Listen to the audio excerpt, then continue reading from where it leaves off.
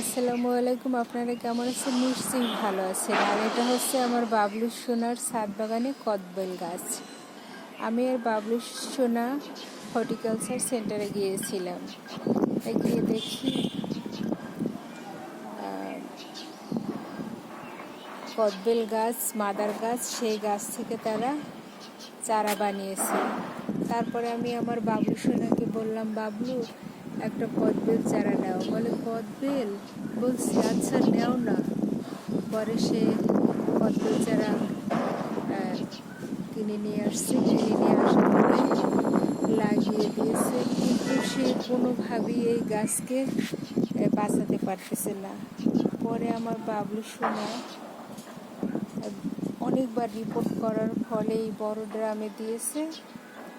দেওয়ার ফলে আল্লাহ রহমতে গাছটা টিকে গেল এবং গত বছর প্রচুর পরিমাণে ফুল এসেছিল, কিন্তু আমার বাবলু সোনা ছিল না, টেক কেয়ার করতে পারে না। এই বিধায় এই যে অসংখ্য ডাল ছড়িয়ে ছিটিয়ে আছে, যত্ন করতে পারে না, যার কারণে সেই ফলগুলো টিকে নাই। অসংখ্য অসংখ্য বেল এসেছিল, কারণ আমরা দেখেছি হর্টিকালচার সেন্টারে মাদার গাছটা বেশি বড় না, ছোট, কিন্তু তা থেকে অনেক ফুল ফল আসে, বেশ ভালো লাগে। আমার বাবলু সোনার অক্লান্ত পরিশ্রম। এই যে ছাদ বাগান করা চারটিখানি কথা না, দেখতে যে এতটুকুন পটে, কিন্তু পটে প্রচুর পরিমাণে খাবার দিতে হয়, টাকা খরচ করতে হয়। আমার বাবলু সোনার সব কিছু কেনা, মাটি থেকে শুরু করে সার, কীটনাশক, সব কিছু হালকা পরিমাণে সে কীটনাশক ইউজ করে, যেগুলো না হলেই নয়। দেখুন কি সুন্দর লাগছে, অক্সিজেন পাচ্ছি, প্রাণ ভরে অক্সিজেন পাচ্ছি।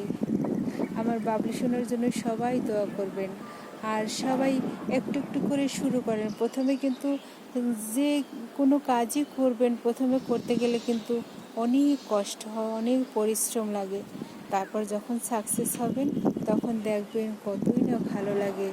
সবাই আপনার ছাদ বাগান দেখতে আসবে, যেমন আমার বাবলু সোনার ছাদ বাগান দূর দূরান্তে মানুষ দেখতে আসে।